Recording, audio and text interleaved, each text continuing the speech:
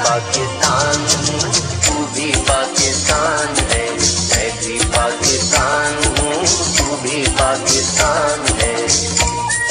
बिस्मिल्लाह बिस्मिल्लाहिर्रहमानिर्रहीम। इय्याका नअबुदु व इय्याका नस्तईन। पेशावर, आपको याद है कि मैं आखिरी दफा यहां कब जलसा किया था?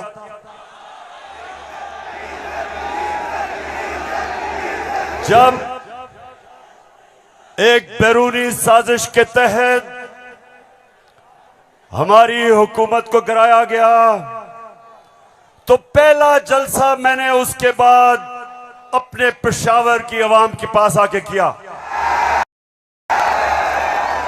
और माशाअल्लाह पेशावर, जब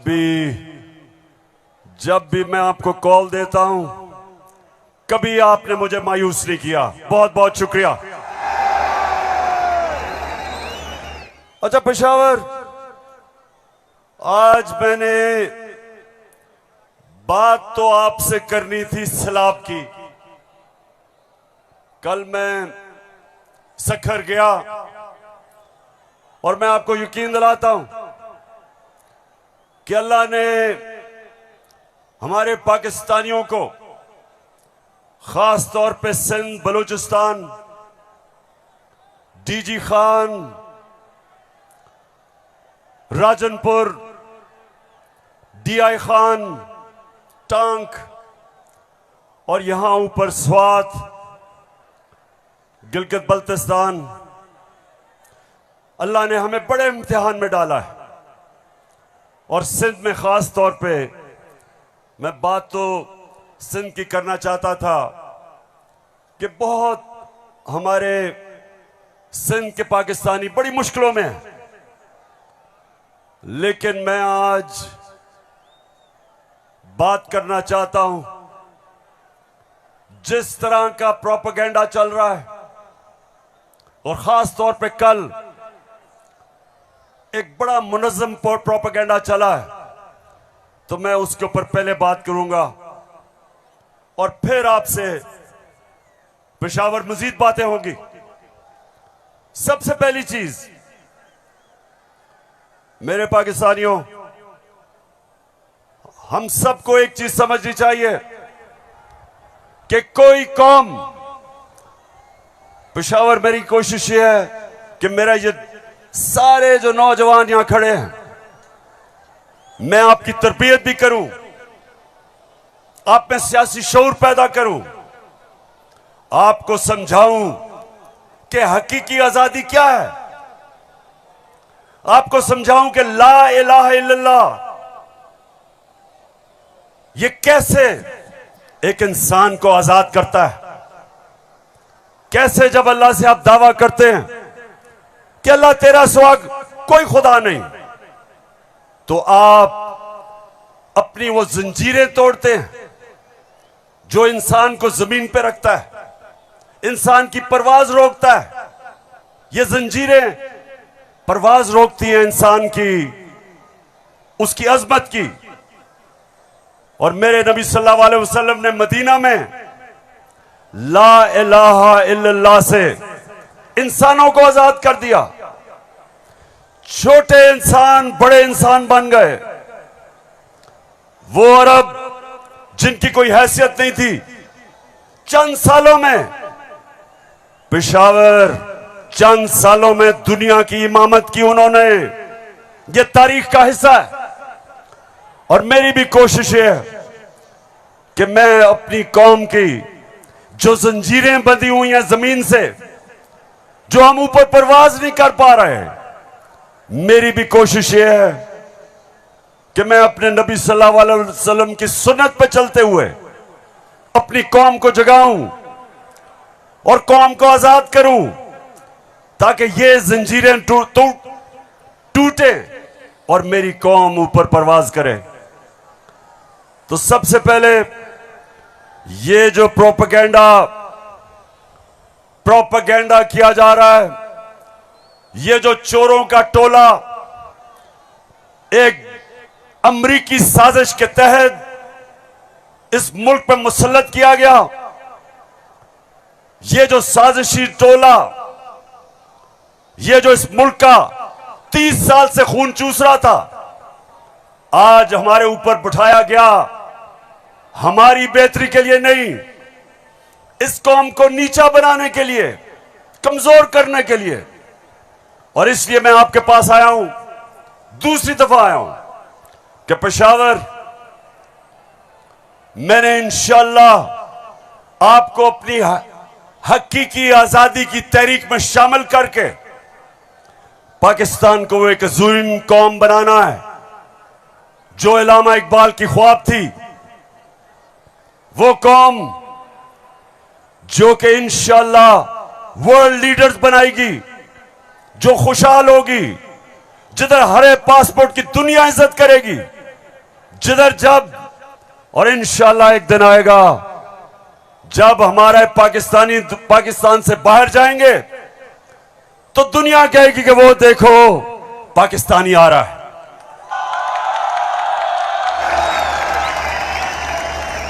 मेरे पाकिस्तानियों, एक ऐसा वक्त था कि अरब ताजर, मुसलमान ताजर जब मलेशिया और इंडोनेशिया गए तो कोई मुसलमान फौज नहीं गई थी इंडोनेशिया और मलेशिया।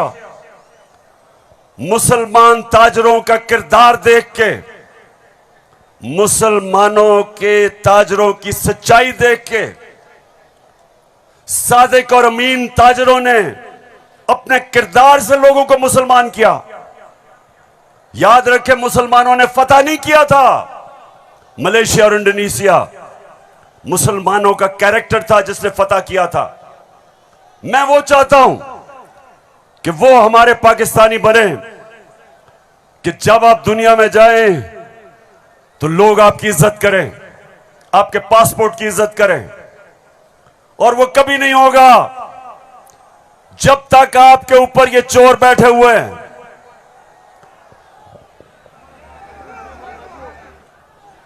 शहबाज शरीफ, मैं चाहता हूं पेशावर जरा गौर से, क्योंकि आज मैंने बड़ी वीडियोस दिखानी है आपको।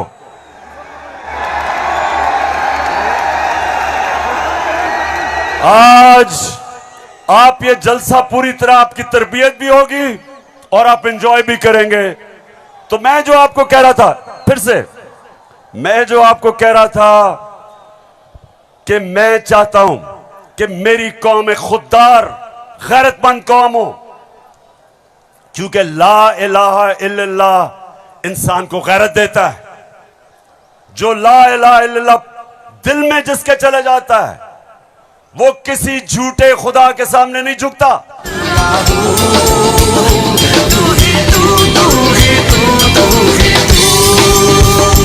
अच्छा, अब देखो, जो मैं चाहता हूं कि किस तरह की कौम मुझे चाहिए, और जरा ये देखें इंपोर्टेड क्राइम मिनिस्टर को। मैं सऊदी अरब से होके आया हूं, मैं यूएई के होके, अभी मैं तुर्की होके आया हूं, और मैंने उन भाइयों को कहा कि आप हमारे बड़े अजीम भाई हैं, हमेशा आपने हमारी मदद की। और मैंने यही कहा, जब मैं आया हूं तो आप समझेंगे शायद ये मांगने आया है, मैं मांगने नहीं आया। मैं आया हूं तो आप समझेंगे शायद ये मांगने आया है, मैं मांगने नहीं आया, लेकिन मजबूरी है। जिस तरह माजी में 75 साल में आपने हमारा हाथ बटाया है, कुछ अर्सा आप हाथ बटा। मैंने कहा मैं वादा करता हूं कि इंशाअल्लाह हम पूरी कौम, हम मिलकर दिन रात मेहनत करेंगे, पसीना गराएंगे, अपने पांव पे खड़े होंगे। क्यों पेशावर, सुन लिया? ऐसे आदमी को आप अपना प्राइम मिनिस्टर मानते हो?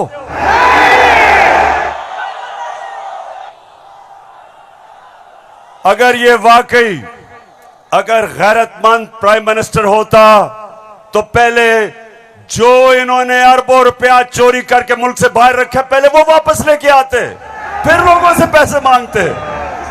अपना पैसा चोरी करके मुल्क से बाहर, और बाहर जाके लोगों से पैसे भीख मांगना। अच्छा पाकिस्तानियों, पेशावर, मैं आज आपको अब बताना चाहता हूं कि ये जो चोरों का टोला हमारे ऊपर मुसल्लत किया, अब इनको पता चल गया है कि ये हमें हरा नहीं सकते। हाँ, मुझे पता है कि फजल रहमान भी इनमें से एक है।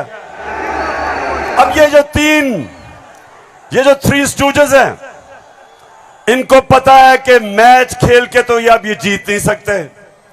इनको पता है कि जब भी इलेक्शन हुआ इन्होंने हारना है। अब ये कर क्या रहे हैं? साजिशें कर रहे हैं। किसी तरह इमरान खान को डिस्क्वालीफाई करवाओ, केस बनाओ, कभी तोशा खाना, कभी वो इनका पालतू इलेक्शन कमीशन, कभी वो कोशिश कर रहे डिस्क्वालीफाई करने के लिए। अदालत के अंदर मुझे दहशतगर्द बना दिया पिशावर वालों। दहशतगर्द आपके सामने खड़ा है। कोशिश है कि किसी तरह बस इमरान खान मैच ना खेले। ये वैसे ही है, जब हम छोटे थे क्रिकेट खेलते थे तो जब एक टीम हारने लगती थी वो विकेटें उठा के ले जाती थी। अब ये यही कर रहे हैं, मैच खेल नहीं सकते, किसी ना किसी तरह बस इमरान खान को बाहर निकालो टीम से। दूसरी चीज, और ये उससे खतरनाक चीज कर रहे हैं पेशावर, ये कोशिश कर रहे हैं कि किसी तरह पाकिस्तान की सबसे बड़ी जमात,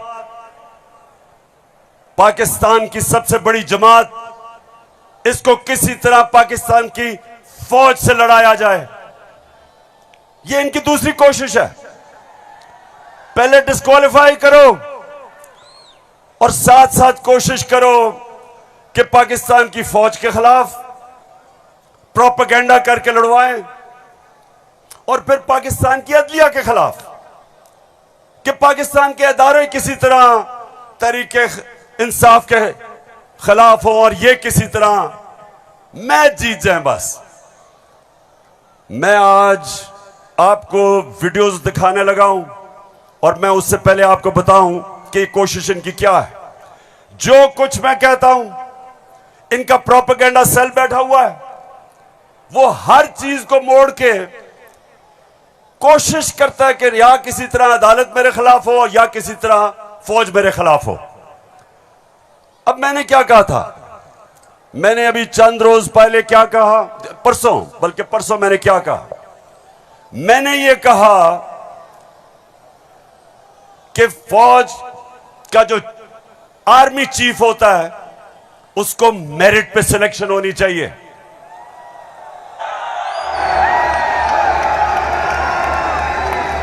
अब मुझे यह बताओ कि कोई भी किसी का खैर ख्वाह होता है, वो हमेशा चाहेगा अगर इदारा मजबूत करना है मेरिट पे सिलेक्शन हो।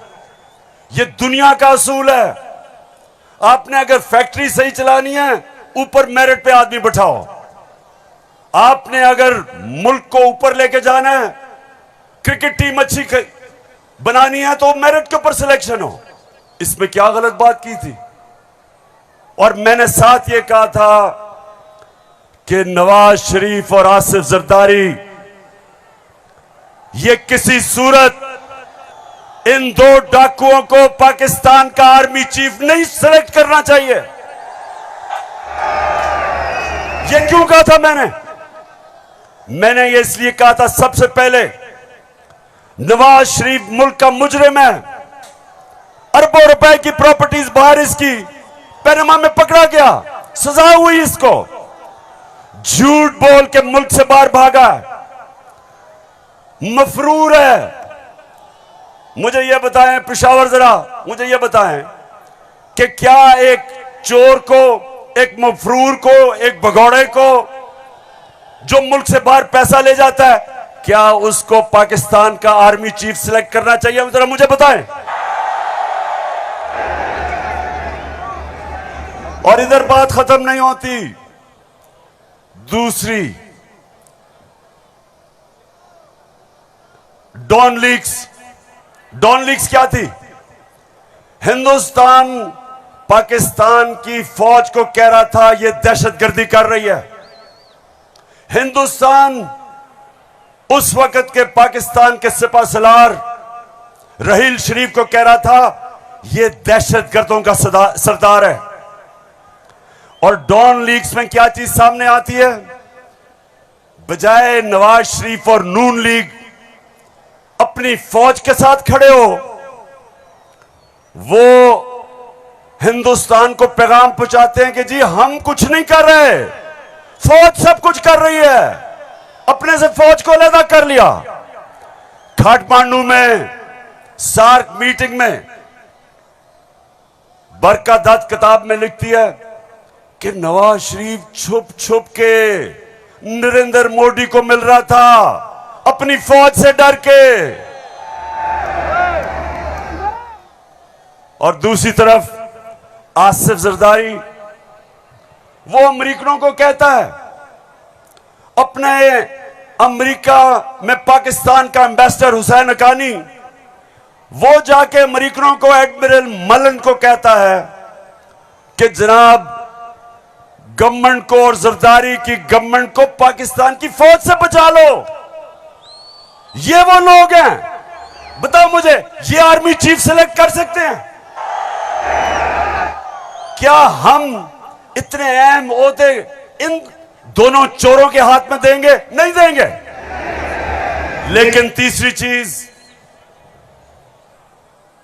चीज पेशावर सुनो, इन्होंने सबको, मैंने बार बार आपको वो मुरासला दिखाया जो अमरीकी अंडर सेक्रेटरी ने धमकी दी पाकिस्तान को, पाकिस्तान के एम्बेसडर असद मजीद को, कि अगर तुमने इमरान खान को ना हटाया तो पाकिस्तान को मुश्किलों का सामना करना पड़ेगा। और नो कॉन्फिडेंस मोशन में अभी टेबल नहीं हुई थी तब वो धमकी देता है। और सबको पता है उसके बाद क्या हुआ। नो कॉन्फिडेंस आता है, चोरी के पैसे से मेंबर पार्लियामेंट खरीदे जाते हैं, करप्शन के पैसे से लोटे बनाए जाते हैं। और आपका भी एक बहुत बड़ा लोटा था। कौन लोटा था आपका? एक ही पख्तूनख्वा से लोटा आया और बहुत बड़ा लोटा था वो।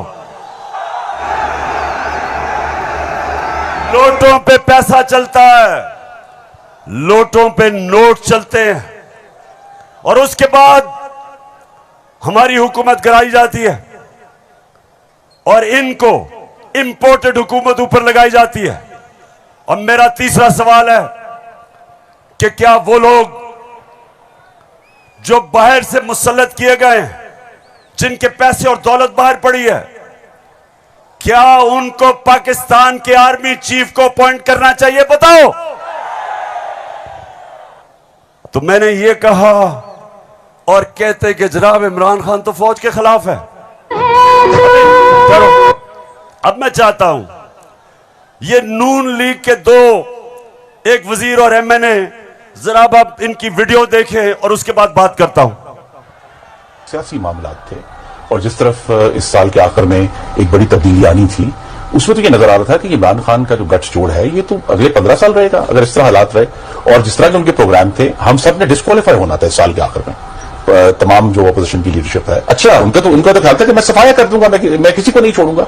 तो ये आपका खदशा है? मालूमात है जी, हमारी सीरियस मालूमात है। आपके ख्याल में आप ये लोगों को भूल जाता है, लेकिन कुछ माह पहले जो कहा कि हम नैब के कुछ 100 जज और हायर कर रहे हैं और हम सारे केसों को एक्सप्लाइट करेंगे, तो उस मैथ्स लेवल के ऊपर मैथ्स लेवल पे डिस्क्वालिफिकेशन होनी थी। बिगिनिंग शहबाज शरीफ डाउनवर्ड, शहजादा अब्बासी, हसन इकबाल और ऑल ऑफ अस, सिर्फ मुस्लिम लीग नून की नहीं। आपके ख्याल में जो कोलिशन बनी है वो इसी वजह से बनी है कि इमरान खान साहब के तो फाशिस्ट प्लान्स थे ना इस मुल्क के ऊपर हमला करने के। तो लिहाजा ये आज मुश्किल जरूर है, लेकिन ये हमें याद रखना है जब हम मुआशरत की डिस्कस करते हैं कि यहां जमहूरियत का, हाकमियत का और वफाकियत का मामला भी मौजूद है जिसको हमें साथ लेकर चलना है। तो इसलिए एक लार्जर कॉन्टेक्स्ट में सियासी मामला कि जो हमें लोग कहते थे, डराते थे, दबाव में लाते थे इस बात पे कि अगर फौरी तौर पर अदम एतमाद करके आप हुकूमत में ना आए तो फलां आ जाएगा, फलां बैठ जाएगा किसी चेयर पे। कोई किसी किस्म का हमें उस वक्त भी न नोटिस था न हमने लिया था, मगर इत्तेहादी जमातों के हम फैसलों पर के पाबंद थे। मैं आज भी ये बात कहने लगा हूं कि अगर कि जो हमें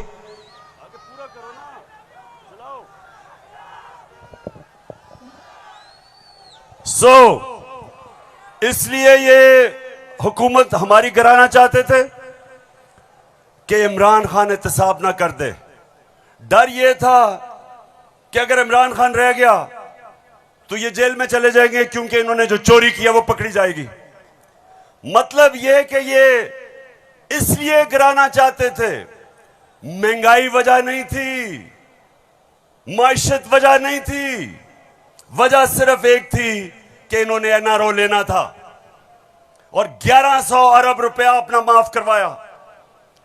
अब मैं ये चाहता हूं कि ये जो नून लीग प्रोपेगेंडा कर रही है कि इमरान खान फौज के खिलाफ है, जरा सुने कि इनके लीडर्स ने फौज के खिलाफ क्या बातें की। और मैं चाहता हूं मीडिया इसको दिखाए ताकि पता चले कि ये जो लोग आज इक्तिदार में बैठे हैं और ये हर रोज प्रोपेगेंडा कि किसी तरह तहरीक इंसाफ और फौज की लड़ाई हो जाए, जरा ये सुने कि इन्होंने फौज के मुताल्लिक क्या बातें की थी।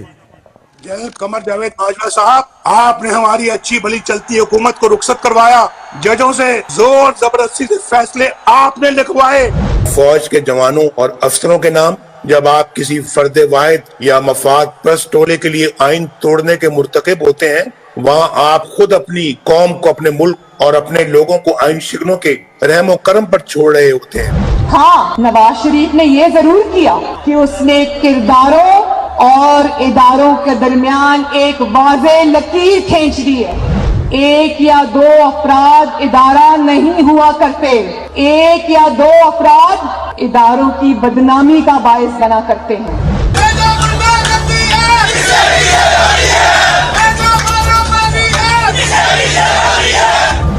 जो शख्स इस किस्म की कार्रवाइयों में मुलव्वस रहा हो उसका एहतसाब होना चाहिए।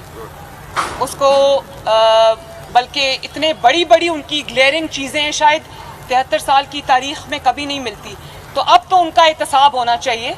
ये इस किस्म के शख्स को कोई और ओहदा दे देना, और वो भी इतना इम्पोर्टेंट ओहदा देना, ये मैं समझती हूँ कि ये कौम के मुंह पे तमाचा है, आइन और कानून की हुकूमत के मुंह पे तमाचा है। तुम हमें सियासत बतलाते हो, अपने हुदूद में रहो।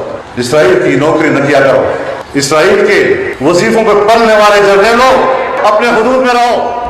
बड़े बड़े रैंकों वालों से भी अपने आप को मुहतरम समझता हूँ, और अगर बिगड़ोगे तो फिर अगर हम बिगड़ गए तो अफगानिस्तान में अमेरिका का क्या हश्र हुआ, खुदा की कसम यहाँ तुम्हारा वही हश्र। तो हमारी किरदार कशी करना छोड़ दो। अगर हमने आपकी शुरू की तो पता नहीं पाकिस्तान बनने से आज तक कितने जनरलों की शुरू हो जाएगी। बेटी भाई वो अक्यूज्ड हैं, उनकी लिस्ट लेके जिसने हमने प्रेस कॉन्फ्रेंस की तो आपकी ईंट से ईंट बढ़ जाएगी। अभिनंदन की क्या बात करते हैं। चीफ ऑफ आर्मी स्टाफ तशरीफ लाए, पैर कांप रहे थे, पसीने माथे पे थे। सुन लिया पेशावर, मैं इसलिए ये बता रहा हूं कि ये वो लोग हैं जो हमें कह रहे हैं कि हम अपनी फौज के खिलाफ हैं। फौज भी मेरी, मुल्क भी मेरा। जितने इदारे मजबूत होंगे मुल्क मजबूत होगा, अदलिया मजबूत होगी मुल्क मजबूत होगा, फौज मजबूत होगी, हम आजाद हो सकेंगे। हम अपनी आजादी, हम किसी के सामने झुकेंगे नहीं, कोई मुल्क हमें फतह नहीं करेगा। जिस तरह सारी मुसलमान दुनिया में आज अजाब आया हुआ है, सोमालिया से लेके, लिबिया से लेके, सीरिया से लेके, सारी मुसलमान, अफगानिस्तान में क्या हुआ, यमन में, सारी मुसलमान दुनिया में किस तरह का अजाब आया, और हम वो पाकिस्तान है जो एक मजबूत फौज की वजह से बचे हुए हैं। तो नून लीग वाले ये समझ जाओ कि हम वो लोग हैं जो इस मुल्क के इदारे मजबूत करेंगे, और कभी अगर कोई तनकीद करते भी हैं अपनी फौज के लिए, उसकी बेहतरी के लिए करते हैं, तामीरी तनकीद करते हैं। अब वो चलाओ।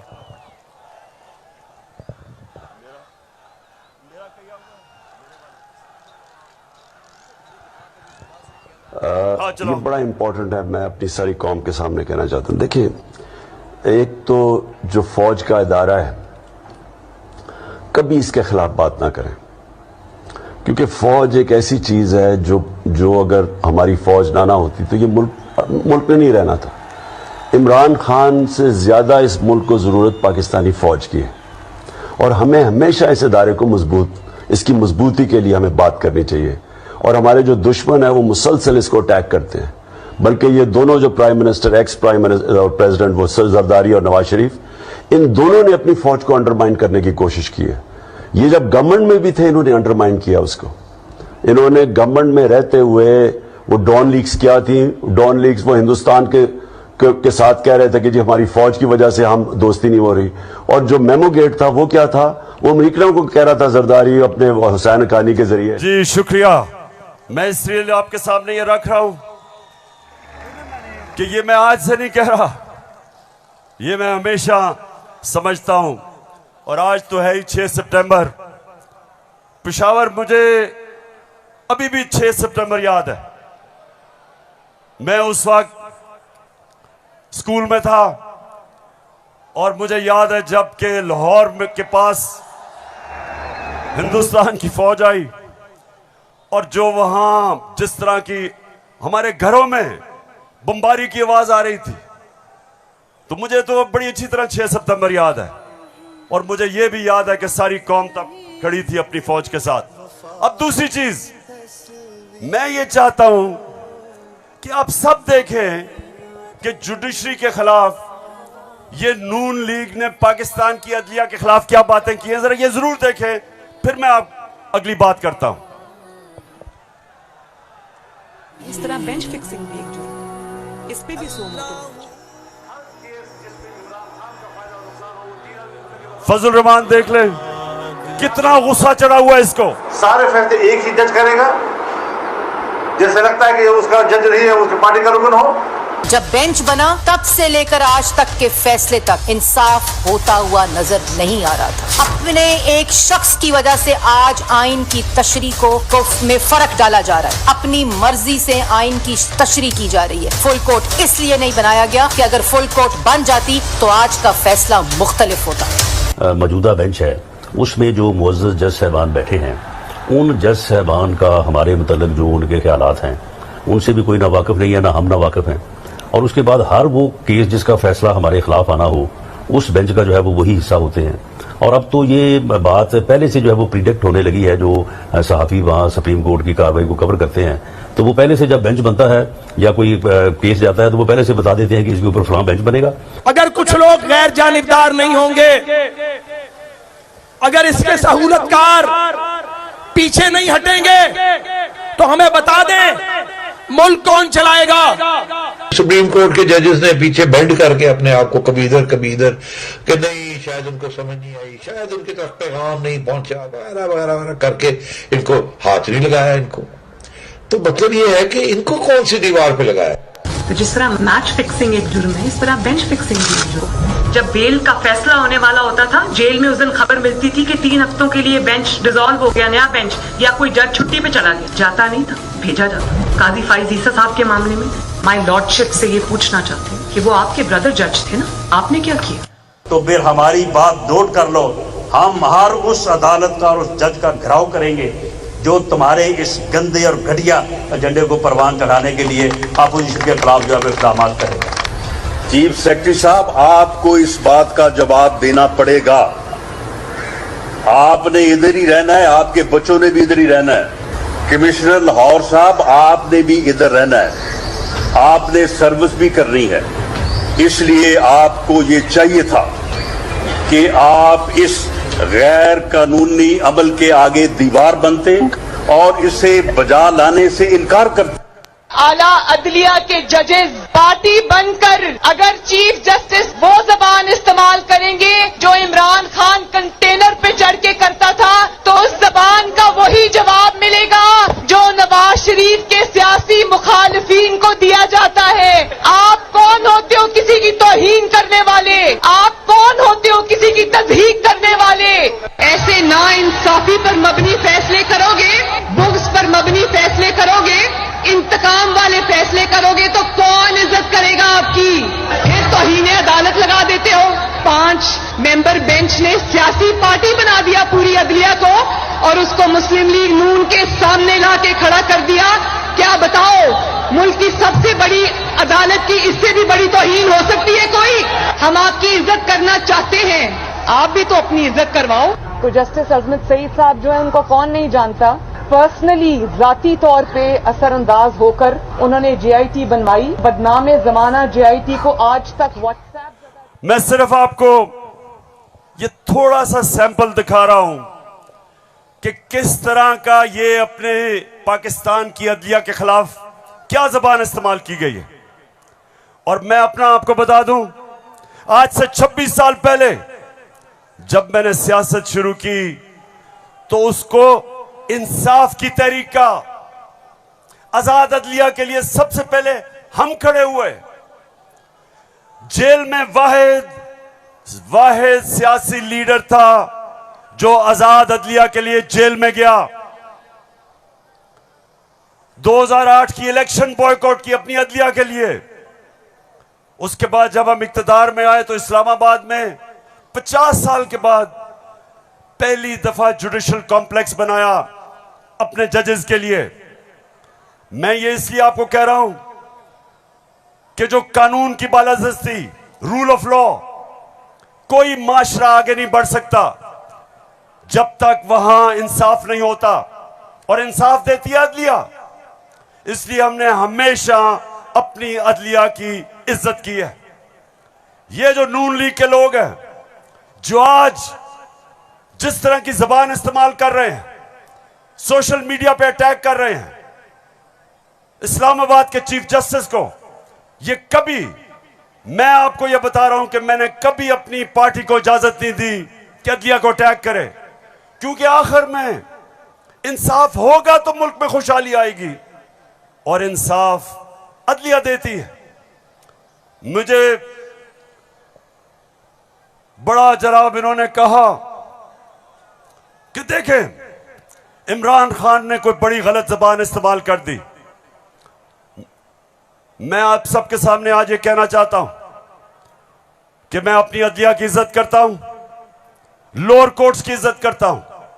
वो लोअर कोर्ट्स जो आम इंसानों की खिदमत करते हैं और मुश्किल हालात में अगर एक मैजिस्ट्रेट ज़ेबा के खिलाफ ऐसे लगा कि मैंने कोई सख्त जबान इस्तेमाल की, उसकी वजह थी मैं शहबाज गिल को देख रहा था, उसके ऊपर तशद्दुद हुआ,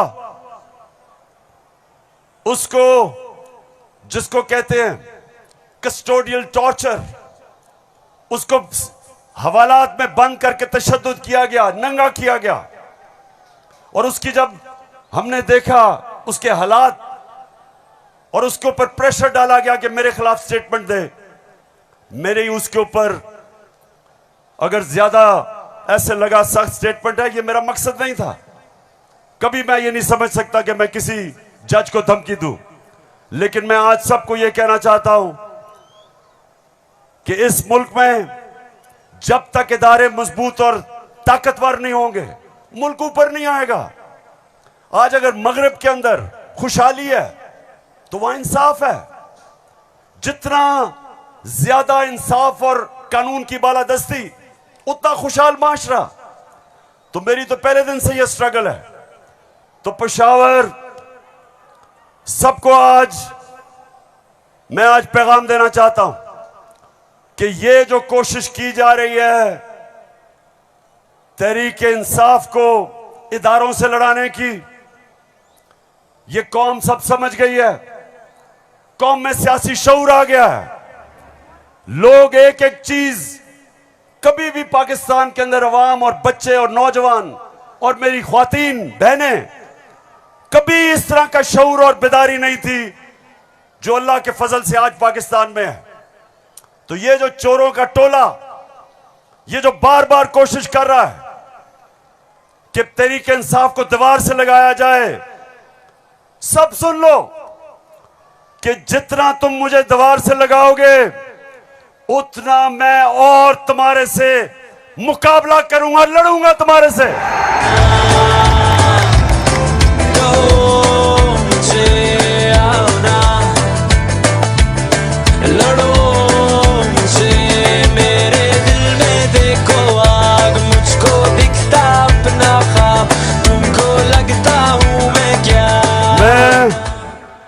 अपनी सारी कौम, सबका सारी कौम के पास जा रहा हूं। 7 महीने से मैं पब्लिक में हूं, हर शहर में जा रहा हूं, अपनी कौम को तैयार कर रहा हूं कि मेरे पाकिस्तानियों, जब मैं तुम्हें कॉल दूंगा तुमने निकलना है मेरे साथ। कहती है ये राहे अमल, आओ हम सब साथ चले, मुश्किल हो या आसानी हाथ में डाले हाथ चले। धड़कन है पंजाब मगर दिल अपना मेहरान है।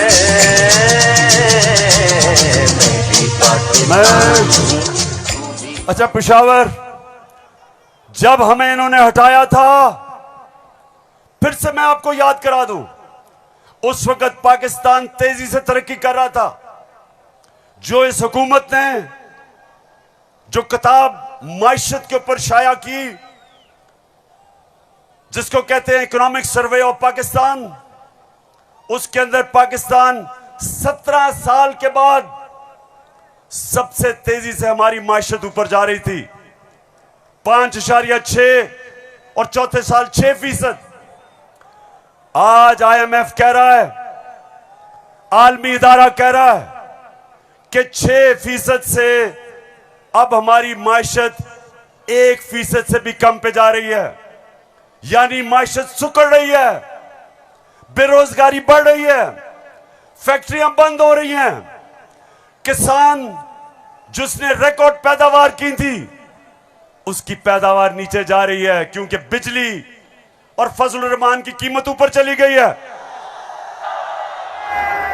ट्यूबवेल के लिए जो डीजल चाहिए वो महंगा हो गया। बिजली, अच्छा बिजली के बिल जिन जिन के पास आए हैं, जरा मुझे हाथ खड़े करके बताएं, कभी पाकिस्तान की तारीख में इतनी महंगी बिजली नहीं थी।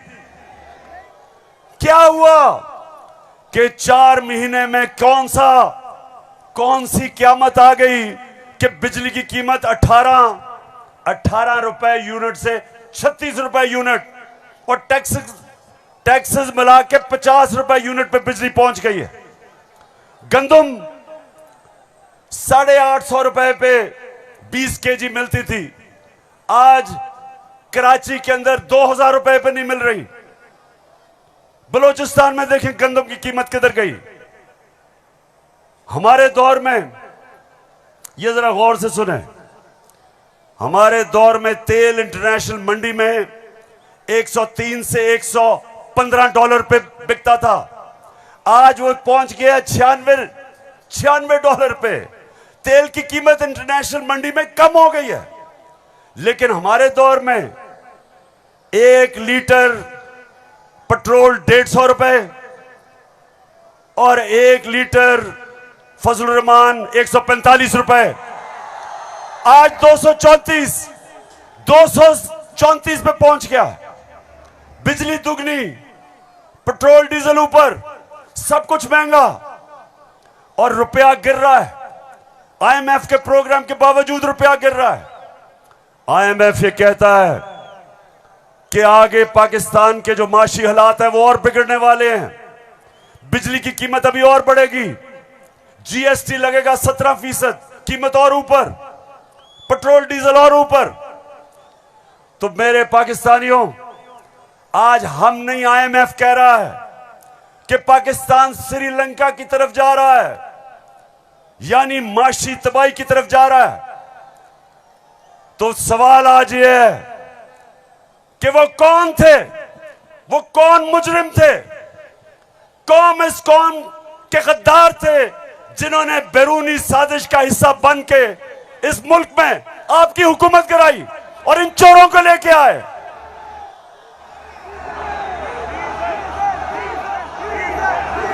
मैं अब जरा जो आपको आजकल जो नवाज शरीफ की बेटी आजकल बनी हुई है, मालिका बनी हुई है पाकिस्तान की, प्रोटोकॉल उसको प्राइम मिनिस्टर का मिल रहा है। जरा मैं सारी कौम के सामने बताना चाहता हूं कि इसका सबसे बड़ा मसला यह है कि इससे सच नहीं बोला जाता। जरा ये आप फिल्म शो देखें ना, आपकी इनकम इतनी है कि आपको ये प्रॉपर्टी आप ले सकते हैं कि आपने मे फेयर के अंदर जो आपकी 4 अपार्टमेंट्स हैं उनकी 1 अरब से ज्यादा, 1 अरब रुपए से ज्यादा उनकी कीमत है। अब 4.5 अरब तक पहुंच गई है उनकी कीमत। आपने अपनी जो टैक्स में टोटल आमदनी बताई है 94 में 1.5 लाख रुपए है। मुझे ये बताएं कि आपने अरबों रुपए की मे फेयर में प्रॉपर्टी खरीदी कैसे? सुन लिया? ये आज से 10 साल पहले मैंने पूछा कि बताएं आपने आमदनी तो अपनी दिखाई नहीं, तो ये अरबों रुपए की बर्तानिया के सबसे महंगे शहर लंदन के सबसे महंगे इलाके में आपने अरबों रुपए की प्रॉपर्टी कैसे ली?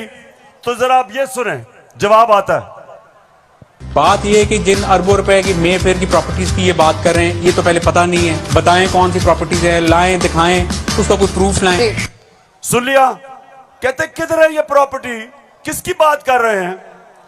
अब ये जरा मरियम बीबी को भी सुन लो कि इस तरह मुझे लगा कि आप लोगों को बेवकूफ नहीं बना सकते। मेरी सेंट्रल लंदन में प्रॉपर्टीज तो दूर की बात है, मेरी पाकिस्तान में भी कोई प्रॉपर्टी नहीं है। मैं अपने वालिद के साथ है और मुझे समझ नहीं आई कि मेरी और मेरी वालदा की और बहन भाइयों की प्रॉपर्टीज ये कहाँ से निकाल के ले आए हैं। मेरे नाम पाकिस्तान में कोई प्रॉपर्टी नहीं है, ये तो इंग्लैंड की बात है। सुन लिया? सुन लिया पेशावर? सुन लिया आपने? मेरी बहनों, आपने सुन लिया कि लंदन तो छोड़े, मेरी पाकिस्तान में भी कोई प्रॉपर्टी नहीं है। मेरे तो बहुत बुरे हालात हैं। अब मरियम बीबी को नहीं पता था कि एक इंटरनेशनल इंकशाफ होता है, पैनामा पेपर्स। दुनिया में जो सीक्रेट डॉक्यूमेंट्स हैं वो लीक हो जाती हैं। बड़े बड़े दुनिया में प्राइम मिनिस्टर और वजीर सब पकड़े जाते हैं, उसमें हमारे शरीफ खानदान भी फंस जाता है। नवाज शरीफ, मरियम नवाज, हसन नवाज और हुसैन नवाज के बैरून मुल्क खुफिया असासों का इंकशाफ। पनामा लीक्स ने बैरून मुल्क खुफिया दौलत का भांडा फोड़ दिया। सुन लिया? अब ये सुना, ये इंकशाफ हो गया। जब इंकशाफ हुआ तो मरियम के भाई हुसैन शरीफ क्या कहते हैं, ये जरा सुन लें। मैं इस बात को तस्लीम करता हूँ कि अल्हम्दुलिल्लाह पाक लेन के ऊपर जो अपार्टमेंट्स हैं वो अल्हम्दुलिल्लाह हमारे हैं। मैं इस बात को तस्लीम करता हूँ कि उनको ऑफशोर कंपनीज नेस्कॉल लिमिटेड और नीलसन लिमिटेड जो है उनको ओन करती हैं। और मैं आपको ये भी अर्ज करता हूँ उनको होल्ड कर रही है इस वक्त मरियम नवाज शरीफ, मेरी हमशीरा जो है। पेशावर सुन लिया कि छुपाई हुई थी प्रॉपर्टीज। एक हदीस है कि शैतान आप इंसान के गुनाह दुनिया में नशर कर देता है। वो दुनिया में नशर हो गए, उन्होंने कहा हमारी प्रॉपर्टीज नहीं, प्रॉपर्टी सामने आ गई। अब ये मैं आपको समझाने की कोशिश कर रहा हूं। असल में नवाज शरीफ की प्रॉपर्टी थी। मरियम बेचारी के पास किधर से पैसा आया? पैसा तो नवाज शरीफ का था। क्यों छुपा रहा था? क्योंकि आपके चोरी का पैसा था, अवाम से पैसा चोरी किया था। चोरी और करप्शन में क्या फर्क? चोरी होती है जो जेब कुतरा करता है, जो आपके घर में चोरी होती है, जो साइकिल चोरी होता है, मोटरसाइकिल, इंसान को नुकसान पहुंचता है। करप्शन, मुल्क का पैसा चोरी करने को करप्शन कहते हैं, और मुल्क तबाह होते हैं करप्शन से। जो पैसा आपकी तालीम पे, अस्पतालों पे, सड़कों पे, गुर्बत कम करने पे, जो पैसा वहां खर्च करना होता है इनकी जेबों में चला जाता है, मुल्क से बाहर चला जाता है। इसलिए कौम में गरीब इसलिए नहीं होती कि उनके पास वसाइल नहीं है, असासे नहीं है। कौमें गरीब तब होती हैं जब उनके अपने सरबराह मुल्क को पैसा चोरी करके बाहर ले जाते हैं। तो ये जो आज हमारे ऊपर मुसल्लत किए हुए हैं, सारी कौम तैयार हो जाए। मैं कभी इनको कबूल नहीं करूंगा, मैं कभी इनकी गुलामी कबूल नहीं करूंगा। खबर तकम इस्तोर माल रोड़ा लड़श पे खबर तकम इस्तोर माल रोड़ा ताजा ताजा गुलुना द्रेसलोर माल रोड़ा ताजा ताजा गुलुना द्रेसलोर माल रोड़ा। पेशावर हाथ खड़ा करके बताओ आप तैयार हो जब मैं आपको कॉल दूंगा। आपने सब तैयार होना है। जिस तरह मैं आपको कह रहा हूं, कहता रहा हूं, मैं हूं आपका कप्तान और आप मेरी टीम हो। और ये वर्ल्ड कप हमने पाकिस्तान की हकीकी आजादी के लिए जीतना है। एक अजीम मुल्क बनाना है पाकिस्तान को। हमेशा आजाद मुल्क ऊपर जाते हैं, गुलाम मुल्कों की परवाज नहीं होती। हम ये नहीं चाहते कि हम किसी दुनिया के मुल्क से लड़ाई करें। हम अमेरिका को मैं बार बार कहूं कि अमेरिका, हम अमन में आपके साथ हैं, किसी जंग में हम आपके साथ नहीं हैं। हम दोस्ती चाहते हैं, लेकिन हम किसी सूरत आपकी गुलामी नहीं चाहते। हम अपनी जमीन नहीं इस्तेमाल होने देना चाहते किसी और लड़ाई के अंदर। हम नहीं चाहते कि हमारी जमीन इस्तेमाल हो किसी भी दुनिया के मुल्क के ऊपर आप किसी किस्म की जारियाना कार्रवाई करें। हम ये नहीं चाहते। हम फिर से कहते हैं, हम अमन में सबके साथ हैं। हम तो हिंदुस्तान से भी अच्छी दोस्ती करेंगे, लेकिन पहले कश्मीरियों को उनका हकूक दो, उनकी स्टेटहुड वापस करो। हम हिंदुस्तान से भी बातचीत कर लेते, लेकिन हम किसी सूरत अपनी आजादी के ऊपर सौदा कभी नहीं करेंगे। मेरे साथ हो पेशावर, साथ हो मेरे। तो फिर से जाते हुए आखिरी बात, आप सब ने तैयार रहना है। मैं आपको कॉल दूंगा इस्लामाबाद की, और वो कॉल होगी इस मुल्क को